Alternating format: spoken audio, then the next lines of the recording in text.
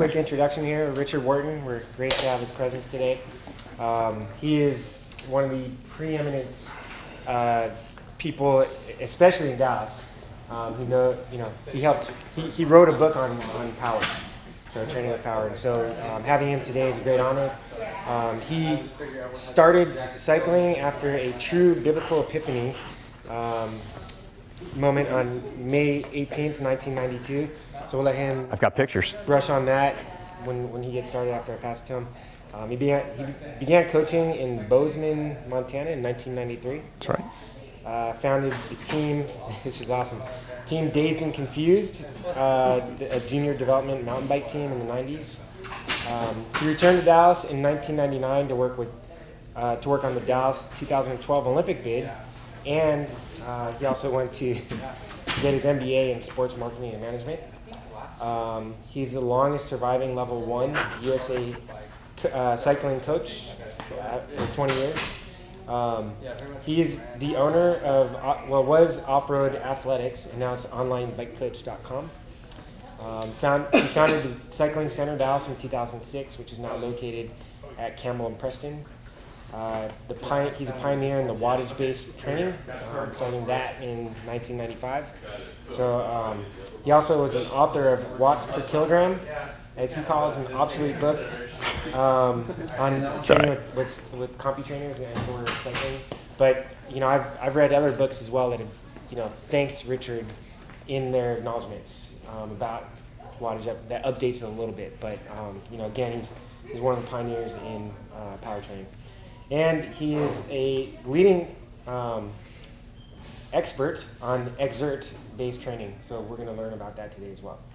All right. So, Great. Richard, Thank you. Back to you. If you Excellent. can explain about your epiphany, that'd be great. Yes. Well, where was I exactly? Gosh, I don't know how to describe it. I was a runner, so I've got a bit of a cross-country background. I think I weighed about $142, and I was running 36-minute 10Ks off-road and was really excited about all that. And my dad and I decided to take a trip through Scotland on bicycles for no other reason than it's pretty wet in Scotland. So for 10 days, we actually had 7 days where it was sunny and 82 degrees. I climbed a pass that was only accessible at low tide. Get to the top, about 4,860 feet, and this kind of beam of light comes down. And about maybe 2 or 3 minutes later, my dad rolls up and he says, "You look different."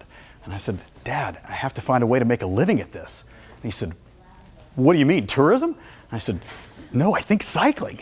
And so that night, after some single malt scotch, which Scotland is famous for, we kind of made some plans, and he said, "Stay in school, don't become a gypsy."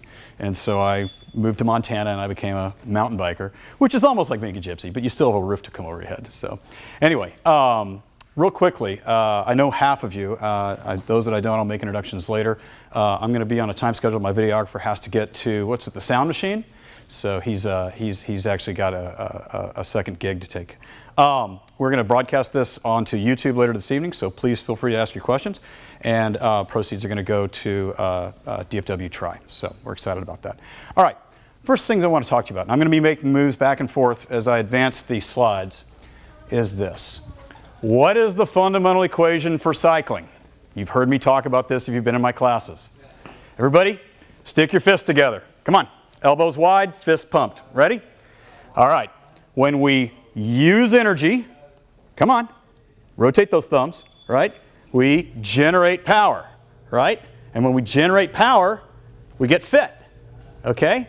It's distilled like single malt scotch, okay?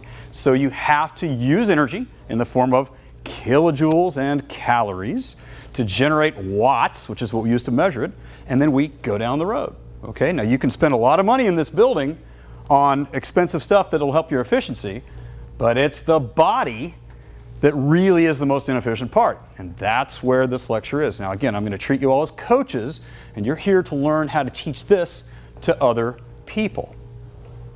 All right, I'll show the quick video of, I couldn't find the Gilligan's Island episode. So, long story short, here's a bicycle hooked up to a ergometer, and when you pedal, there's the light bulb, okay?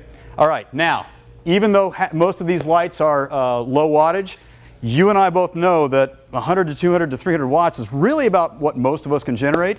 Try doing that for 24/7, 365 days a year. It's not easy. So anybody thinks that they're going to go out there and power their house with this stuff is kidding themselves. We are low watt individuals. We are low watt species. So with that, now how do we measure this? Okay, remember what I said, kilojoules and watts. How many of you have a power meter on your bike right now? 2 of you, 3 of you, okay. All right, how many of you have ever experimented with indoor ergometers, other things like that, looking at slope, other stuff like that? How many of you done the calculations on some of the websites, things like that, assumptions, etc.? Okay, here's what we're going to do. We're going to look at this power, at this energy. We're going to look at this wattage, and we're going to come up with a interpretation. Okay, that started back in the mid-'80s with Greg LeMond and the SRM power meter. And they had these $umpteen-thousand expensive cranks that measured all this stuff and put it in there, but they didn't know what to look for and look at. But they just realized, well, if we generate more power over time, then yes, that's better than nothing. Then somebody came up and said, well, hey, wait a minute. How do we take the physics and convert it into physiology? All right? So they started looking at basically analysis, and they came up with, anybody know? Training stress score. Andy Coggin, does that ring any bells? Nothing? Okay. Training stress score is a way to take the physics of work and energy and to translate that into, hey, I'm a better triathlete, cyclist, runner than I was yesterday because I did this. So over time, we came up with a scoring mechanism. We came up with a normalized metabolic average system, and they basically turned it back into heart rate, which may or may not be the best idea. Okay, now how many of you have ever played pool? Okay, what is the most fundamental and tricky shot in pool? A jump? Or anything against a bumper? Things like that? Okay, well, if you look at it like this is about how accurate training stress score ended up becoming.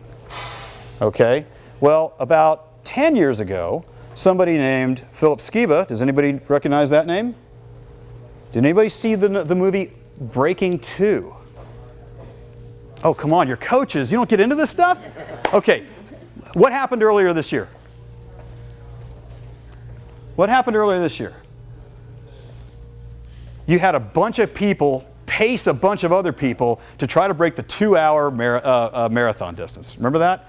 And they missed it by a gnat's eyelash. All right? Well, that was the work of Dr. Philip Skiba, who in 2005, 6, and 7 got his PhD and studied his metrics to bring that deduction down to about here. Okay? Well, about 3 years ago, this nerdy little engineer came up with this idea, and he started looking at things, and I started looking at it because I was the only one that would respond to him because everybody else said he was crazy. And he said, try this.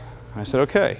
And to make a long story short, I think this 4th generation metric is the most physically and physiologically accurate model that exists today. Okay?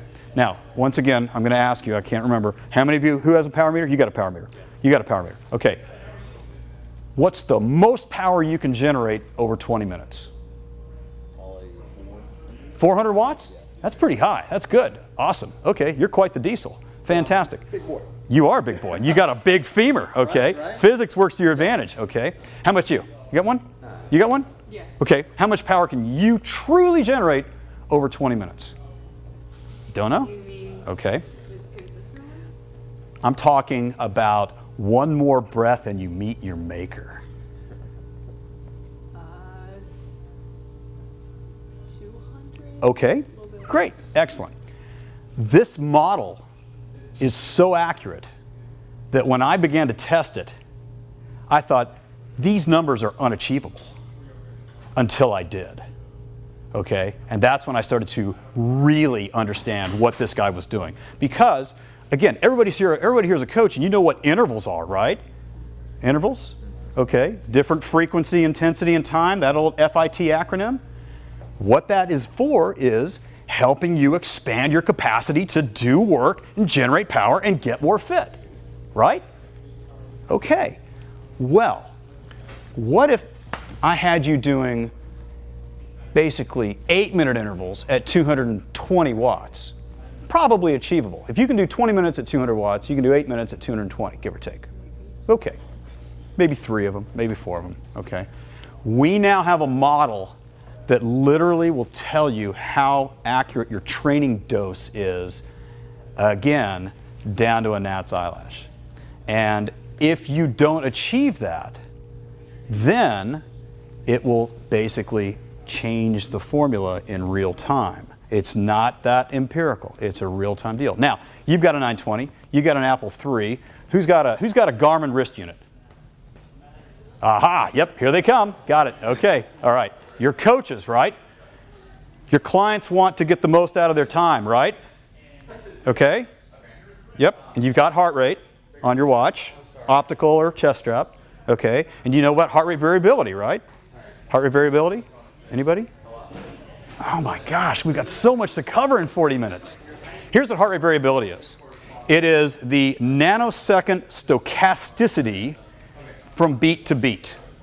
Okay, so if you go 63 nanoseconds and then 64 nanoseconds and then 62 nanoseconds and then 65 nanoseconds, the old-fashioned heart rate monitors basically took a rolling 6-second average of all those beats that just beat. It didn't worry about it, just said beat, beat, beat, beat. 83 beats per minute. Okay, but now with heart rate variability, it's telling you, I'm only beating when I want to, therefore I am stochastic, meaning it is not as consistent as you might believe. But if I am beating like Neil Peart in Rush, anybody? Nobody knows who Neil Peart from Rush is? Oh my gosh. Then I'm beating because I have to. Okay, so that took a quantum leap in heart rate analysis and interpretation. And again, you're coaches, okay? You are the ones that are supposed to go out there and take the data and turn it into knowledge. What is this? I'm going to have to rush through all this because I don't want to take any more of your time away from the next 2 speakers. What is the definition of parsimony? Does anybody remember it from their Shakespeare classes or anything like that? What's that? You can look it up. Exactly, exactly. My translation of parsimony reads this: bank it and then spend it. Okay? Bank it as long as you can and spend it when you have to. Got it? Okay. Where does that apply? Well, what happened yesterday? We had a big race, right? You're triathlete coaches. Didn't you all sit there, glued to the monitors and watching slavishly? Wasn't it cool? What happened to Lionel? Exactly. Did he bank it and then spend it? He spent it. And then he didn't have anything to draw from. Okay? But remember, the eventual winner wasn't with the lead cyclists. And he was able to make up, they said he had to make up 40 seconds per mile in the last 3 miles. And so again, one runner was going like this, one runner was going like this. Well, guess what? This is your definition of parsimony. The area under the curve, aerobic. The area above the curve, anaerobic. All right? We can translate that into immediate data. Now, I'm going to ask you, who prescribes threshold testing in here? Okay, got it. All right. And what's your standard threshold test? Throw them on a kicker and let them go. Do 5-minute intervals. 5-minute intervals, got it. And so you figure out their data from a 5-minute interval. Okay, great. And of course, who's heard of the 20-minute test? The ubiquitous 20-minute knocking off 5%, and ergo, there's your threshold. Okay, what if I told you that with that device and that device and that device, I could transmit your FTP or threshold or critical power, or however you want to describe it, whatever definition du jour is, in about 2.5 to 3 minutes. And then I can do it with a 99% accuracy. Be pretty cool, huh? As coaches, how is that valuable to you? You can change the plan and help them achieve and continue to chase the dragon. You can change the progression and periodization model. So watch, okay? I hope there's audio on this. This is my client, Travis Pope. He's a big guy, and yep, it's at max. Here we go. This is an app that is available on Garmin Connect IQ. You get the client to download this, and they go through a long enough period of high exertion that you can see that color coding. As they gain purple coloring, that number begins to float. Now, watch carefully. We are running out of time on the interval, and he is giving me everything he's got. Watch, watch, watch. He is bending the frame and stretching his chain as he does this. He's recovering, but the intensity continues to rise, and finally it backs itself off. That took about 1 minute. It took about 1 minute. We calculated using other methods that his threshold was 311 watts. So he threw a 310. That's pretty good. Okay, I'm really happy with that. That's something that I apply to my clients all the time now. In fact, we are now at the point where this technology is outpacing the technology that I have on my PC, and all of our clients are now going at a double. They're doubling it. So they look at the data that's on my screen, and they look at the data that's on their screen. And I tell them, are you going to race your CompuTrainer? No. And I don't want to hear about anybody talking about the great experience they had on Zwift. Zwift is going to kill endurance sports. So I suggest you stay away. Okay, stay far, far away. But take a look at this. This is the new way to define fitness. Okay? We have a value called peak power. How many of you have ever been chased by a dog on a bike? No? Really? Okay, Halloween is coming up. The Grim Reaper jumps out from behind a shrub, and he's got a real 8-inch scythe, and he starts swinging. How much power can you generate in 1 moment?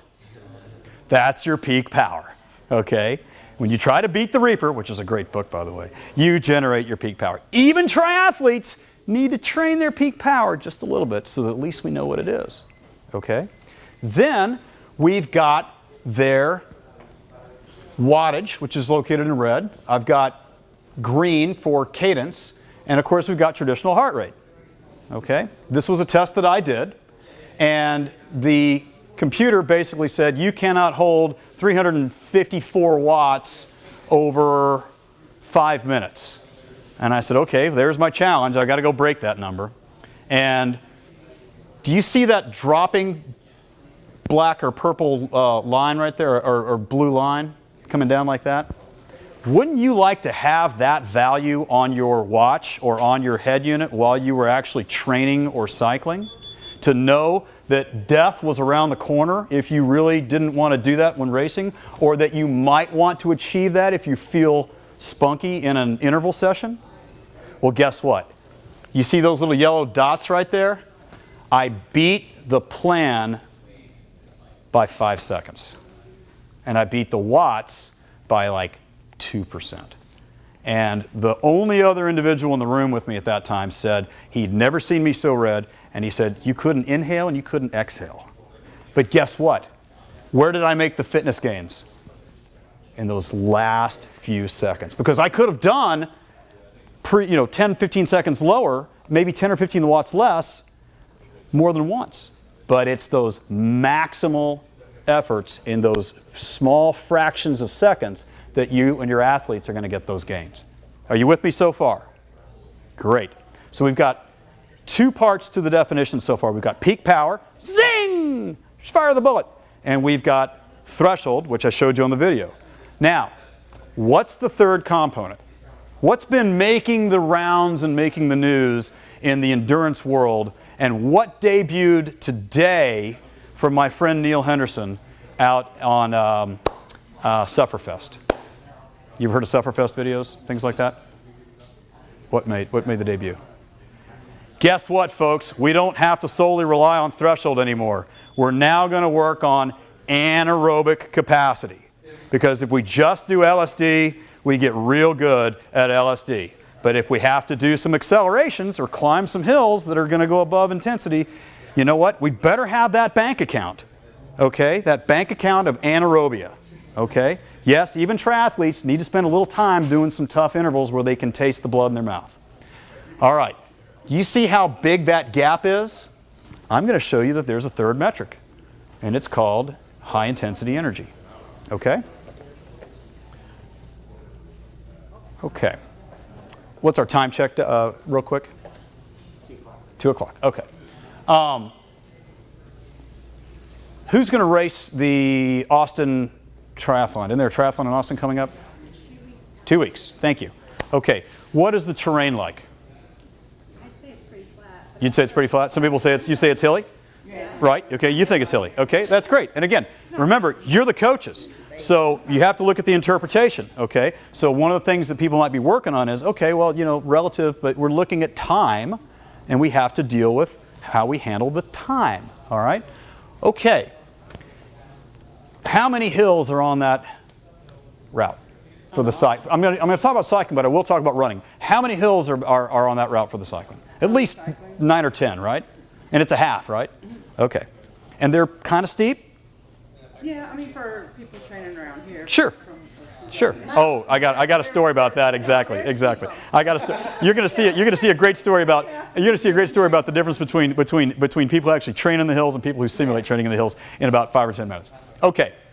If you were to focus one of your athletes for the Austin Half Ironman, where would you focus? Would you focus on their 2-hour average power? Would you focus on their 20-minute average power? Would you focus on their 8-minute average power? Would you focus on their 4-minute average power? Would you focus on their 2-minute average power? Or would you focus on maybe, say, their 20-second power? Where would they focus their energy? Well, depending on the athlete in there. Give me a name. Give me a title. 20 minutes? Okay. Anybody else? I mean, I'd have Go ahead. focus one on the 2-hour, but then have some to get them up the hill. So Perfect. Okay. Got it. So, if we look at a relative power duration curve, and remember I showed you that parsimony, area under the curve is aerobic, area above the curve is kind of anaerobic. We might spend some time working on her 5 or 6 minute focus because rider X doesn't have, she needs to be able to get over those hills with some gusto, okay? But still have enough left in the bank for a good healthy run. Got it? So, Xert allows you to change the focus. Now, what's going to happen when they work on their 5-minute power? As far as What's going to happen physiologically when they work on improving their power of 5-minute hills? Stronger anaerobically. Thank you. That's the first part. What's going to happen to everything else? If they work the other stuff, hopefully it won't fall away. Well, a rising tide floats all boats, okay? And so the tail is going to get a little bit higher just because they're going to be able to ride at a higher intensity. Okay? So now we're going to get into immediacy. And I'm going to advance through because this is less than 6 hours old. This weekend was an ultramarathon cycling event held out in Alpine, Texas. And I had a client, Kyle Keeter. He's a dentist in Dallas. And we basically trained him for a 383-mile event that involved about 13,000 vertical feet of climbing at 6,000 feet of base elevation. Okay? Have any of you ever been out there before to Sul Ross University or anything like that? Okay. If you don't, you should think about having a camp out there. It is 9 hours west of here. It's still in the state of Texas. By the way, it's 3 times the size of Ireland. And if you go on I-20 to Pecos and then make a left-hand turn, exactly. How do you spell Pecos? P-E-C-O-S, home of the Pecos melons. Okay. Then you'll go down and you will run into a village called Balmorhea. And there is a beautiful 5-acre pool pool in Balmorhea, which is water. It's temperature insensitive. It's spring fed. You can scuba dive in it. It's amazing. Okay? So they used to have triathlons out there. And then you drive another 90 minutes and you get to Fort Davis, which is part of the race. And then you drive another 30 or 40 minutes and you end up in this town called Alpine. Okay?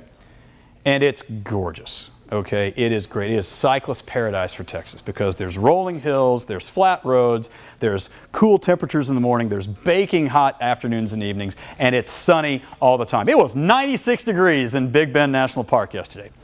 But this is my client, okay? And what I'm showing you is this. Okay, we talked about threshold, right? Look at the yellow brick road. From March all the way to mid-July, that yellow brick road went up and up and up. And look at the silver, gold, and bronze colored dots. Do you see those? Now, how many of you as coaches would love to really and truly know when your clients have achieved a breakthrough? Boom. There it is. On screen, real time. Okay? Then, do you see those funny lines? Let's take a look. Those lines are your new definitions for training zones. How many of you have participated in or provide lactate threshold testing? Great. Yep, got it. Okay, how many people love them? I never could type for a day or two afterwards. Yeah, I get off on it too. I love it. Exactly. We're sick in the head, but anyway. Okay. I'm willing to bet you a pair of swim goggles that with the right signature, we can get about 98% accuracy on LT1, LT2, and then of course max saturation. Do you see the lower threshold power? Okay. It says 197 watts. Where do you think Kyle was after 13 hours on the bike, traveling from Alpine through the national park all the way back up to this itty-bitty village called Marathon and then back into Alpine before beginning the second half of his race? 195 watts. We can now, in real time, show you and your clients majority fat burning percentages down to the 1/10 of a gram. Okay? And if you do your intervals, guess what? You're going to be burning a lot of sugar, and we can show you that too. So then, wait a minute. Remember the googly-eyed guy? Is it getting too complicated? You getting a little confused? I see you're falling asleep. Okay, I'll try to change it up a little bit. Okay. Remember what I talked about? There's an app. You put it on your watch. Wouldn't it be kind of neat to see that in real time? How about this? Wouldn't it be neat to see it while you're in the middle of a track and people are running 400s around you and you can keep up with their 6:35 pace and you can keep up with their 5:35 pace, you can keep up with their 600 meter repeats, and you can do everything. And of course you can do it in the pool now because the latest 935 and 735 have got swim stroke analysis built in. Well, guess what? #1 downloaded individual app, just got awards from Garmin, is this Xert technology. Yeah, and it's free. The downloads are free. The service is $10 a month, but we'll talk about that next. So what you do is you dump your data into Xert and it gives you a code. It says your peak power is this, your threshold is this, your anaerobic capacity is this. Here's your code. Plug it into Garmin Express or Garmin Connect on your Samsung there, and the data gets into your screen. How many people remember Ken Cooper and base mileage? None of you? Oh, come on. Okay, well, Tyler's still around. Tyler was a classmate, and I ran against him at St. Mark's. But look at that green number. See that green wattage? Okay, you're riding your bike, or in some cases, if you have a stride, you're running. Okay, what's your base? You've heard of the term polarized training? Okay, you had to basically go on intuition because heart rate drifts, right? You see I've got green power and red fat? That's your polarized base training right there. What kind of test do you do to get these numbers? I'm not giving that away. Oh, Okay. I'm sorry, The data is here. Okay, I'm sorry. I'm nursing. Again, I'll tell you what, the science is in it, Okay. and the non-believers are adamant that it's hocus until they try it. Does that make, I'm not a person of faith when it comes to that kind of thing, but I do know that the Canadian Science Board of whatever has endorsed it, but the guy doesn't want to give up his algorithm. And you have to respect that, okay? So anyway, this is my chart, and I basically say, okay, I'm going to go ride my bike in the green zone. I'm going to get red fat, and how many calories does a gram of fat yield? Thank you. How many calories does a gram of sugar yield? How many calories does a gram of alcohol yield? You got it. Boy, I try to pull that trick question. She knows. She's a nurse. She's the one that she knows what the drunk mosquitoes look like when they fly off your wrist. Anyway, I can't put the alcohol on there because I'd really get in trouble with DUI issues there. But take a look at what this screen is telling me. Remember what I was talking about with focus? Okay, well, this is my warm-up. So now, if you tell your athlete, I want you to do a ride, and I want it to be a 5-minute focus, they can fartlek their way, pardon my Dutch, but they can fartlek their way into a 5-minute focus. It just depends on how hard or how easy they want to work. Kind of nice, right? So you can, send them on their way and they can do it. Or you can structure the training with specific intervals, and I'm not going to show that because they have an Android app that is for cycling only right now. It's a little bit difficult to interpret, and I just don't want to throw that up in there right now. Now, you remember I talked about training stress score, how to score a bike ride or score a run, score volume. Okay, well, you see this XSS value? There it is.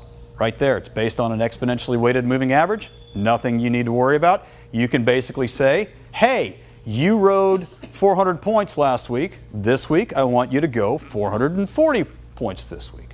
Things like that. You can, again, you're the coach. There is a planning side of this that I will not even dig into that has done all of it. I'm going to give you one screen of it. Now, how many of you have read the magazine articles about cadence? Okay, what do they say? I haven't read anything recently. Okay, generally speaking. That you want to be somewhere between 80 and 95 RPM. Yeah, okay, great. The gist of it is, you know what? It's completely individual. Okay, this software looks at your cadence by looking at your power meter, which I urge you all to go make a serious investment in. And it says, hey, you know what? Based on your speed, based on your wattage, based on the time you've been on the bike and fatigue, based on how hard you've been working or not, at this point in time, we're going to give you a sliding vertical bar with different colors, and we're going to give you a cadence. Kind of nice, right? Well, I went out and used it myself not even a month ago when I did a pre-ride with my client. Long story short, I was 4.5 minutes faster up the hill, and I did about, I think, 60 kilojoules less work than he did. Kind of nice. All right, let's keep going. Okay, this is a GIF, and what I'm going to show you is I want you to look at the changing power, the changing fat, the changing carbs, and the changing focus. We've taken it all down to a multicolored Lifesavers roll. Hey, it's Halloween, right? Halloween's coming up. How many of you have been cheating buying the Lifesavers rolls? Got it? I used to buy the cherry only. That was my thing. But we can do green, blue, black, yellow, red, and purple. What do they mean? Well, green is easy living, right? LSD, going for a ride, having a fun time talking, a walkie-talkie ride. Blue, it's tempo-ish, give or take. All right? Black, aha, you're above that metaphorical threshold and you're on borrowed time. If it's yellow, what do you think that means? How many of you ran a yellow light coming over here? How many of you ran a yellow light the last week? You got less than 3 minutes, kid, before you're going to have X's over your eyes. Got it? If it's red, you've got less than 30 seconds and the warning signs ought to be going off in your head. If it's purple, guess what? you're either dead or it's a breakthrough. And let me tell you, the more tuned this thing gets, the harder the breakthroughs come. Got it? Are there any questions so far? Okay. Did you see how the focus changed a little bit here and there? Anyway, let's keep going. These are some charts. I mean, these are some screenshots. If you have an 820, and if you have an 820, a 920, a 520, a 1000, a 1030, 735, or 935, this is why I strongly urge you to make an investment in a Garmin. I will be glad to teach you how to use them. I don't think that that's the job of the front desk at any retailer. I'll be glad to offer that. Long story short, what we can do is plug these fields in and make them all custom. And if your eyesight is poor, you can either buy a pair of glasses like I did, or you can change the number of fields and screens ad infinitum. Long story short, do you see? Okay, has anybody been to the state fair yet? You went to state fair? Did you go to the animal side of things? Did you go see the cattle and the pigs and the sheep? No, I'm going to do that my next time. Awesome. Very cool. I hear you. I know what you're saying. I had a friend in from Great Britain, and I had to show him, and it was Hog Day. And so we got to see all those blue ribbon hogs. Well, guess what?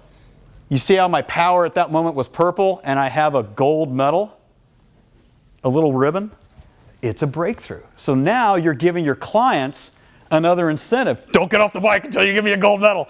Or you can say, hey, you know what, you got a gold medal, and I really didn't want that, so you know what, you get to take tomorrow off. Things like that. But it gets even better.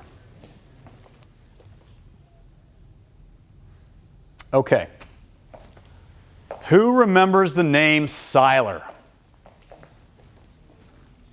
Anybody? Okay. Long story short, Seiler is he's on Facebook right now, and he took a compilation of all of the data from all of the endurance sports, most of which were measuring cycling through ergometers, and basically looked at it and said, well, you know what? You spend about 90% of any given training program, it's between 80 and 90% of it is aerobic. Okay? And 10 to 20% of it is anaerobic and peak aerobic. Wouldn't you like to see that on a screen somewhere? Okay. How many of you are pyromaniacs? Anybody here love fire? You love fire. Yeah, right on. Yeah. Beavis and Butthead. Fire. Ah, no. Pyro. Pyro means fire. You said pyro, not yeah, pyro. Oh, you're into fire? Right on. you said power. You need to meet my neighbor. Anyway, don't meet my neighbor. Okay. Long story short. Okay, think about this. How many of you as triathlete coaches really want to spend that much time at 1100 watts? Nobody. Maybe you. Exactly. I understand. But if you look at it, it's a fraction.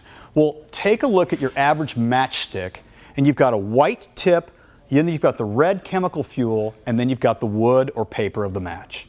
And one of the philosophies that we talk about in cycling is matches. I burned a match. I burned a matchbook. And so our goal was to do three things. Go from paper to wood, go from wood to Christmas length, so you had a bigger, longer match. And finally, if you were really a crazy pyro, you'd get those wet weather matches that just burned hot all the time and burned your fingers off like this, and you could burn down the island like we did. So you can metaphorically compare those to these images right here. These are ideas. I'm sorry. These are your aerobic, anaerobic, and peak aerobic averages for your volume of your cycling. Okay. Now, this is Dr. Keeter. This is Dr. Keeter leading up to yesterday. All right. We had him. By the way, these are 6-week rolling averages. So, again, power meter. Who else has power meter? Okay. How much energy is your average day on a bike? How many kilojoules do you usually burn on a bike? Oh, I don't know. Okay. How many hours are you out there? 1. Okay. And again, what do you think your threshold is? 200? Oh, it's less. It's 170. Okay, so about 170. So I'm just going to take a ballpark figure from my 25 years in this. I'd say you burn about 450 kilojoules. So Translate that into about 450 calories. Don't go to one-on-one, but just it's a wag. His rolling 6-week average was 1,500, was about 1,500 kilojoules per day. Okay, so he went out to Gainesville, Texas, and rode about 16 10 to 12-hour rides over and over and over again, riding at about 150 to 170 watts the entire time. And he learned how to get lean. Now, did he blow through Seiler? You bet. He was 98.6% aerobic. He really wasn't doing much anaerobic. The anaerobic stuff he was doing was with me, and that's where you can see where all those medals came from. Okay? Now, it's a lot of work. It's exactly right. Again, but the guy that he was competing against lives in Monaco and doesn't work for a living. So we're going there next. Okay. Now, who has played tug of war? Fun game, right? Okay, you go watch the videos sometimes. They have actually leagues on this stuff. Well, tug of war is like this, but when one team figures out how to twist the rope so that it gets out of the hands of the other team, it's cheating, but they do it anyway, and so that team usually ends up winning. Kind of cruel, but bear with me for the metaphor here. If stress is physics, what did I talk about earlier in the hour? Merging physics and physiology? Well, then strain is what results? Strain is the physiology of stress. And again, we can now determine that. If you look, the strain for Dr. Keeter only peaked out at about 350 kilojoules.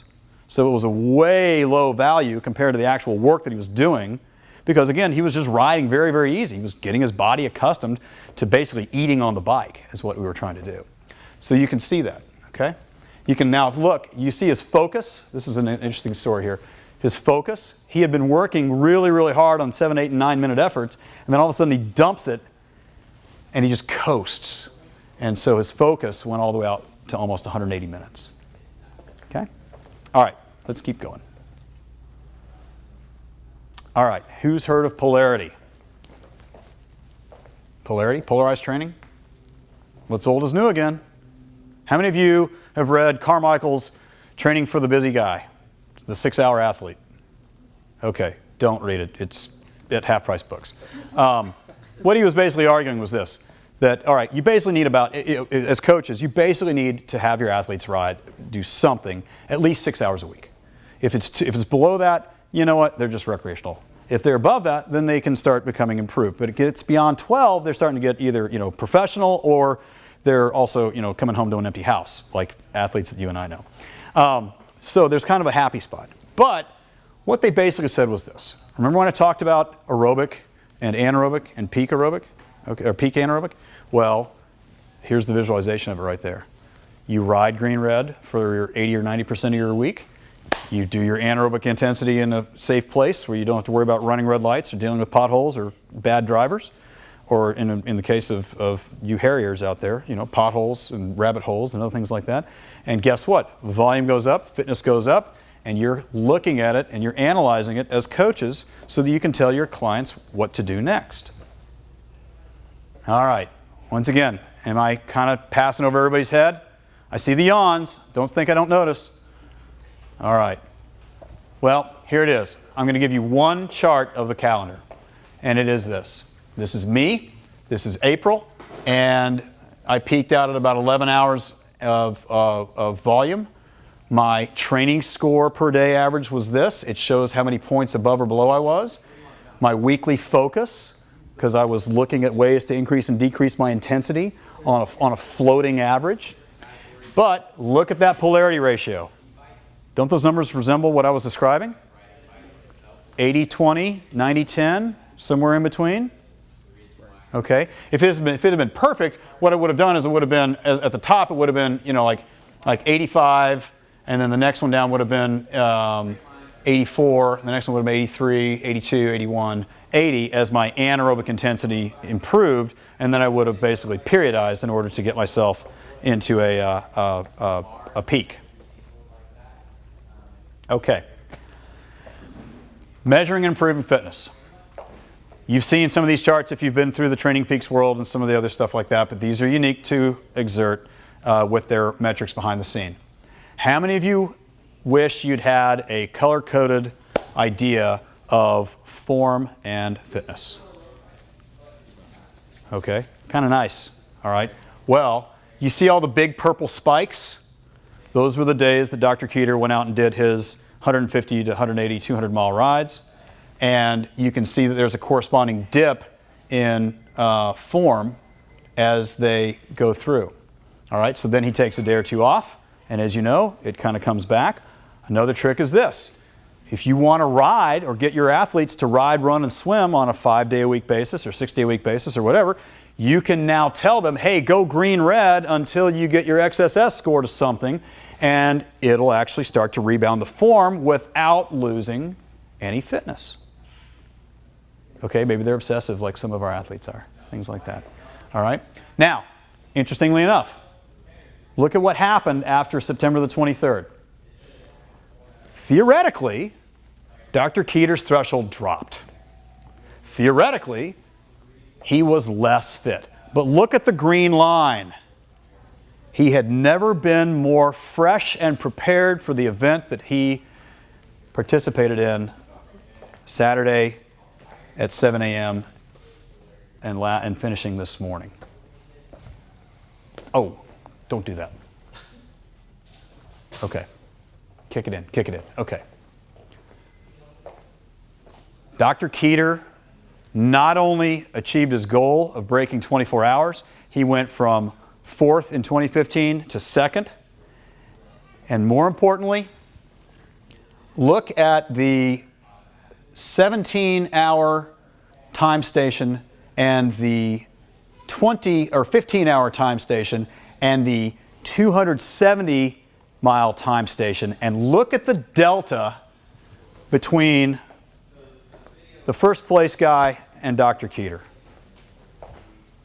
This guy lives in Monaco year-round. He doesn't have to work, and he knows how to climb.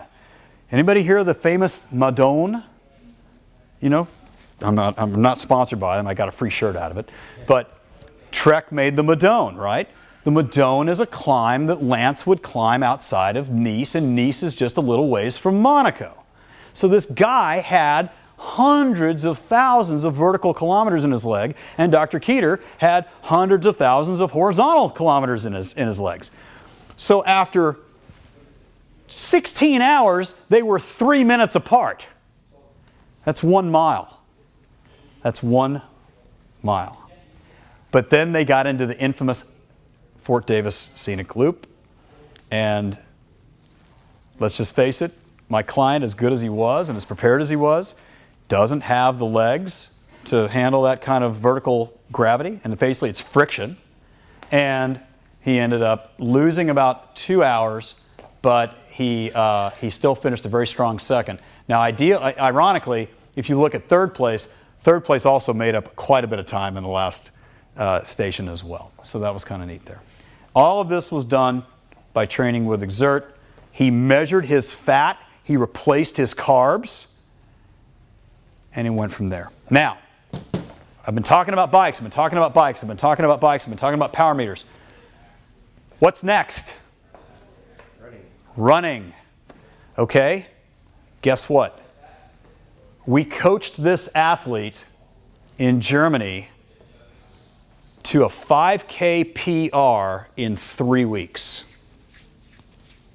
He did not know that he had this ability to do this intensity in him until the model told him he could. And so if you remember that purple line for my chart, this is the same idea for his. He basically increased his split, his split times improved every kilometer, so he ran faster. His maximum power available, that peak power, began to descend, and the two crossed the Rubicon 15 meters from the finish line. He took 1:20 off his 5K PR. And he said, holy cow, I never knew I had it in me. Now, wouldn't you like to give that to your athletes? Wouldn't that be kind of cool? Okay. All right. Let me see. What else? We got anything left? Okay. We are taking the guesswork out of planning and analysis. Okay? How many of you own a car? Okay, it's a serious question. I mean, everybody's Ubering these days, right? You know? Okay. All right. How far back can you look in the rearview mirror? Forever, right? How fast are you going right now? You got a speedometer for that, right? How far ahead can you see? It's limited by the curvature of the earth and the terrain. Okay? So, you can look back, you can see exactly where you are, and you can project forward to a better degree of accuracy and consistency using the technology that I've presented to you, and it will eliminate the guesswork and the nuance that we have to do. Now, doesn't mean you shouldn't still be coaching. You do need to coach, okay? But as a coach, the beautiful thing is you now get to tickle a chin, okay? You can tickle a chin and get somebody through an interval. Got it? That's, you know, we did that with you, remember? Oh my God, I remember you were, buckets of sweat. It was great, man. That was, my pheromones were just going crazy when that was going on. But at the same time, you can also look at things and say, okay, hey, you know what? You are on track for your 6-week projection, but you know what? Let's dial it back just a little bit. Don't come into class. Go outside and give me an easy loop. Get a certain score. You're going to be fresher the next time we meet. Things like that. If you are thinking about it for your running club, okay? All right, everybody's got these expensive gadgets, okay? They don't know how to use them. They don't know how to program them. That's not their job. That's your job.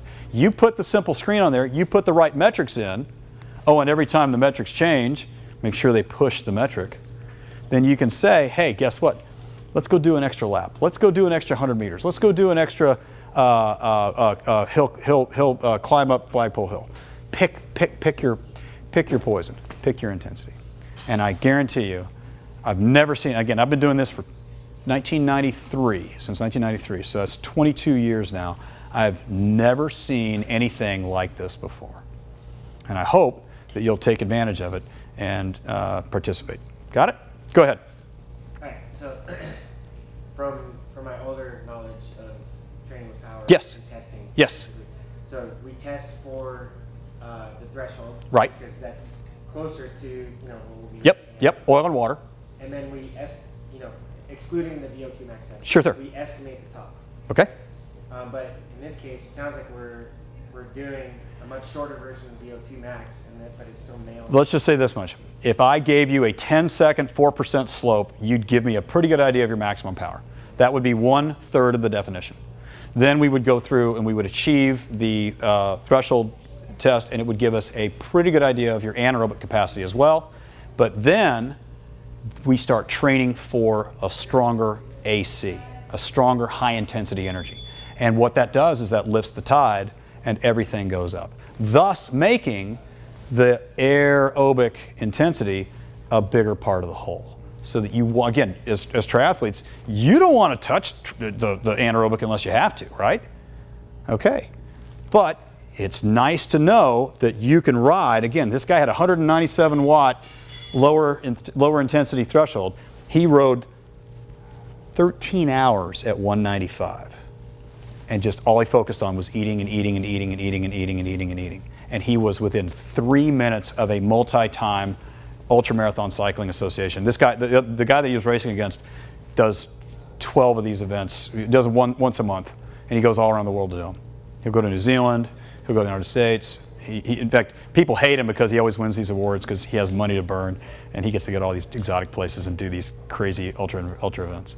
So anyway. But is the gist of it though? Xert can basically replace the VO2 max test. I would. We just need a 3-minute test. I wouldn't call it a 3-minute test, but I would say that yeah, pretty close. So what's it measuring? Just power and heart rate? It's measuring power, and it's measuring cadence, and you don't have to have a heart rate monitor. Okay. And no intrusion. Nope. Intrusion of blood. Or nope. Breath. How would it be measuring carbohydrates and fat then? I challenge you to bring your breath by breath analyzer and let's take a look. Yeah, That'd be really Wouldn't that be cool? How that, I have tried to, okay, heart rate, because if you don't have blood measurements, you're not even exactly. there's no way to even estimate And again, the crossover point. it's, I'm telling you, it's uncanny. How about that? It's uncanny. I wouldn't say it's like magic, but it's kind of uncanny. Okay, you're not being duped. How about that? You're not being duped. The power to weight ratio on all of my athletes, that's my book, watts per kilogram, has improved because we have fat burning days. And now we know exactly how to burn the fat, because they used to think it was this. But of course, remember, heart rate, what affects heart rate? Genetics and alcohol and milk and sleep and meds and drugs and, you know, a million different things. I mean, God, you guys know the story about what happened in my studio about a year ago, right? A guy dropped dead on my floor. And I had to do CPR on him for 8 minutes until medics arrived, and they zapped him and he came back. Well, guess what? He did it again in his office 2 weeks ago. And they saved him again. So now he's got a defibrillator, and you never know. But again, I'm just telling you, there's a million things that people can be on that can affect heart rate. Watts is watts is watts is watts. Got it? So one last time, put your fist together. Come on, I want you to wake up. Energy, when it gets used, generates power, okay? Just like Glen Rose in the atomic power plant, and you get fit. You got it? Energy, power, fitness, okay? And if you want a 96% uptime like atomic energy, you generate power. Okay? All right, gang. Thank you for the time. I appreciate it. And I will be available. Cheers.